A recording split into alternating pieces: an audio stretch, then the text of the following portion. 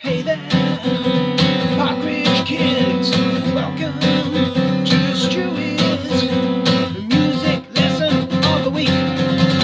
Yeah.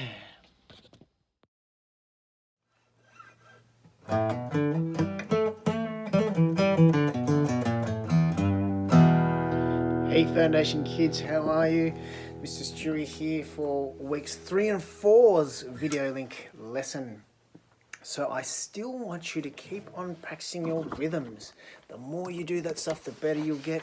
You can keep writing out your rhythms on your sheet. I'll put some more YouTube links with different clapping exercises. They might be a bit tricky, but you can try your best with those for sure. There's also a couple of more songs I'll put on down the bottom in the links. There's one on the months of the year, which are pretty good for you to be learning, and one on the rainbow colours too. But this lesson is more about a really important thing you need to know in music. And the word I'm going to use is pitch. Now, pitch talks about high and low sounds. And it's how you make melodies and tunes in music. So, musical instruments, most of them, if they're tuned, can make low sounds like my guitar. I can also make really high pitched sounds. Now, the YouTube links that I've put up there, have a look at those and they'll help you understand it a bit more. And then once you've done that, once you've had a look at it, see if you can try to complete this sheet here. It gives you a bit of information about things in, not musical things, but things in real life, animals in fact, that make high and low sounds. And you need to cut out these pictures and then stick them on this ladder here.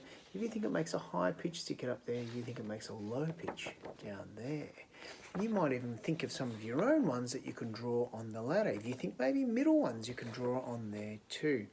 That's all you really need to do for the first part of this fortnight's lessons. Let's go to part 2. Hey everyone, for part 2, I'm going to need to take you over to my piano keyboard. We're talking about high and low sounds, and all piano keyboards can make high and low sounds. The low sounds, a good way to remember is L left for low, and well, there's no really trick to this one, just the opposite side, the right, must be the high notes then. And then there's all the notes in the middle. Now, a glockenspiel, and I'll just go and get my Vita. I've got a glockenspiel over here, which is just like a xylophone. It's part of your activity sheet, and you'll see what I mean in a minute. They also play low notes, and they play high notes. And the middle notes too. Now for xylophones and glockenspiels and metallophones, the big end plays low, the little end plays high, and that's the same for most things. The bigger something is, the lower the pitch. The smaller something is, the higher the pitch is too. So we'll go over and have a look at the sheet. This sheet here is what I want you to be working on. Hopefully you can see it in the picture there. There's some instructions there. You've got to colour in the low notes in blue, the high notes are going to be in red, and the middle notes are in purple. See if you can remember those. And underneath here is a xylophone that you've got to do the same. The high notes will be in red, the low notes in blue, and the middle notes, there's not as many on the xylophone picture, or glockenspiel picture, they're going to be in purple.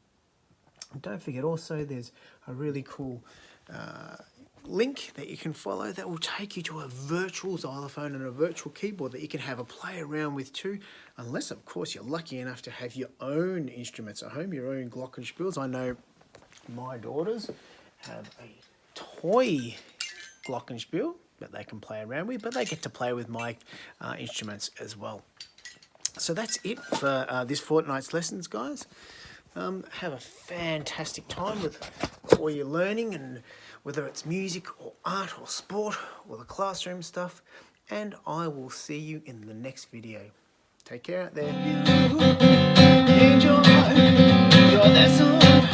It's Stewy'S. Use that lesson on the week. That's right.